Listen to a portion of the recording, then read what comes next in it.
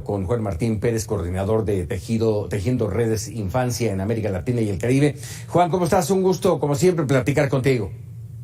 Buenas noches, Francisco. Una oportunidad. Gracias siempre estar aquí compartiendo contigo y tu público. Muchas gracias. Oye, déjame agregarle, además, aparte de este tema, de esta pequeñita de tan solo 3 años, ahí vimos esas imágenes y uno puede tejerse mil cosas en la cabeza de qué pasó por la cabeza de los papás para llevar esta situación. Pero también me gustaría añadir el tema de los chicos, también en Chalco, ayer mismo, que resultaron intoxicados con marihuana, y habla de una falta de atención por parte, primero, de los padres y posteriormente de la misma escuela.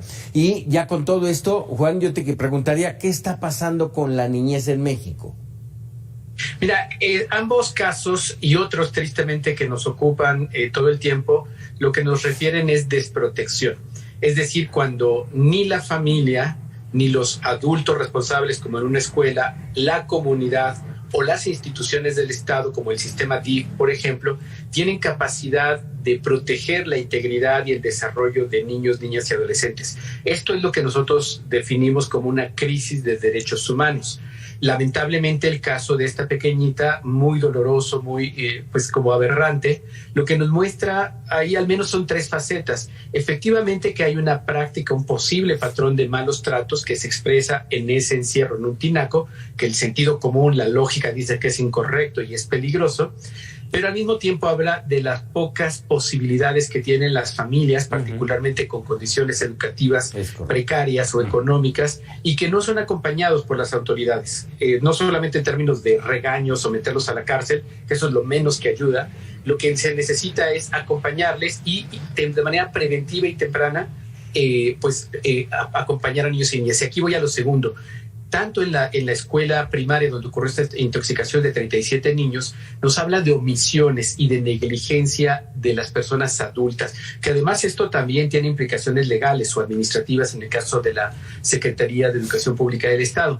Pero en todo ello también tenemos que recordar que los niños, niñas y adolescentes tienen el derecho a ser escuchados, y esto implica preventivamente cuando, por ejemplo, una niña pequeñita en su entorno familiar, los tíos, los abuelos, los vecinos pueden identificar estos patrones y denunciarlo de manera oportuna, porque ahora afortunadamente se pudo encontrar, pero qué triste hubiera sido que se hubiera encontrado muerta, por ejemplo, o que se considerara un accidente cuando esto es prevenible, o en el caso de los adolescentes o de los niños concretamente en la escuela, pues esto cruza con un tema de quién ingresa sustancias de ese estilo, qué condiciones están dando en la escuela que permiten que tantos 37, aparentemente de manera inicial el dato oficial, prueben una cantidad suficiente como para intoxicarse. Es decir, hay cosas que nos hablan nuevamente de desprotección, de negligencia, omisión de cuidados de las personas adultas, y de que no tenemos capacidad preventiva para identificar estos factores, porque un maltrato como el tinaco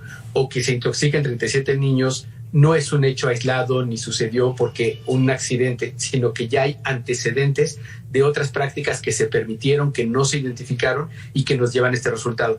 Y que esto, tristemente, Francisco, está sucediendo en todo el país y con muchos casos de violencia extrema, de homicidios, de desaparición, y nuevamente la urgencia de que las instituciones del Estado mexicano, federal, estatal, municipales, hagan lo que está en la ley, que hagan su trabajo. A ver, en este entorno, Juan, hablamos de abandono, de desprotección. En este caso yo quisiera pensar en las escuelas. ¿Y por qué lo quiero pensar así? Porque se ha llegado a implementar este llamado operativo Mochila Segura. Pero ¿a qué nos lleva? A que haya protestas porque hay, según algunos padres, hay violaciones a los derechos humanos. ¿Cómo atender las dos cosas? Fíjate, Francisco, que hay que mirar la sentencia de la Suprema Corte de Justicia sobre Mochila Segura, y concluyó lo que ya habían señalado organismos internacionales como la Comisión Interamericana de Derechos Humanos u organizaciones y personas defensoras como nosotros por más de 20 años, y es que rompe no solamente la Constitución en términos de que nadie puede ser molestado en su propiedad y en su persona sin un mandato judicial, violenta la presunción de inocencia y particularmente discriminatoria porque solo se aplica a niños y niñas y no a las personas adultas. Pero además de esto, Francisco, parte de una ruptura terrible con el sistema educativo y con las casas. No podemos ser maestros y maestras y ser policías. No podemos ser papá y mamá y ser policías, porque la base de relación de una familia, la base de relación de una escuela es la confianza. Para que 37 niños y niñas se intoxicaran en una escuela, es que no hay confianza en la escuela. No hay alguien que alerte. Los niños y niñas no tienen la confianza en las autoridades para avisar, alguien trajo esta sustancia, están consumiendo, y no en una lógica de acusar, sino de proteger. Si no tenemos la condición en la familia de conseguir con confianza información y queremos espiar sus teléfonos, espiar sus computadoras, pues lo único que hacemos es precisamente respuestas como mochila segura que no resuelven nada.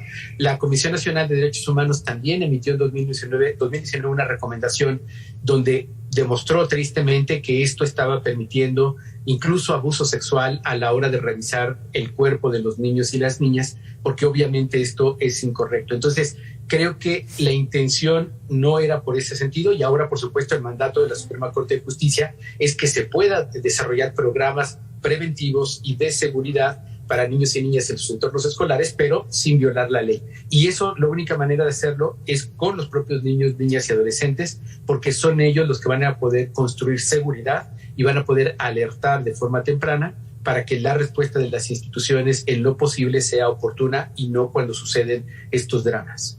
Déjame por último preguntarte, bueno, tocaste ahí un par de temas más aparte del abuso, el tema de la desaparición de los niños, el trabajo infantil, y yo recaería en el tema de la educación en casa y educación en la escuela, que son vitales para que este tipo de cosas no ocurran. Y agregarlo también, creo yo, y eso te pediría que tú me dijeras, estamos resintiendo un debilitamiento en las instituciones como sociedad. ¿Qué tenemos que hacer?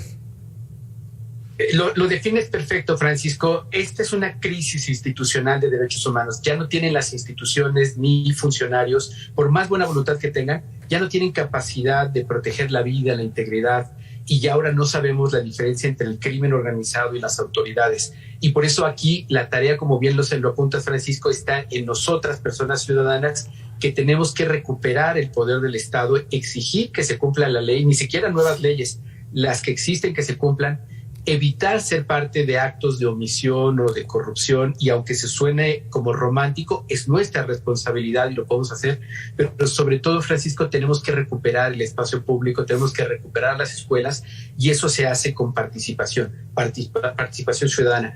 Países que han tenido historias tan duras como Colombia, tenemos que voltear a mirar la recuperación, y que todavía no han salido de la guerra y tienen muchos problemas, pero lograron superar, incluso llegar a acuerdos de paz con los grupos criminales, cuando las y los ciudadanos asumieron su responsabilidad y dejaron de esperar que los políticos, con palabras mágicas y promesas que nunca cumplen, y ganaran votos y dinero, esperar en ellos no estaba la salida, y comenzaron a recuperar las calles, y ni siquiera en una lógica de confrontación o de protestas necesariamente, sino, por ejemplo, en Medellín lo hicieron con el arte, lo hicieron ocupando las escuelas, el espacio público, pintando las paredes, desarrollando actividades, exigiendo a las autoridades, monitoreando que cumplieran con el presupuesto público, y se comenzó a hacer un efecto de bola de nieve que ahora tiene Colombia un momento muy interesante. Insisto, esto no es mágico ni cambia de un día a otro, pero creo que el gran problema que tenemos en México es que no estamos asumiendo nuestra responsabilidad como ciudadanas y ciudadanos, o nos quejamos o pensamos que nos lo va a resolver un político que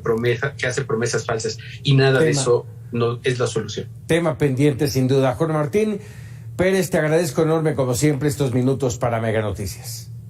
Muchísimas gracias, Francisco. Te mando un fuerte abrazo. Igualmente, es el coordinador de Tejiendo Redes Infancia en América Latina.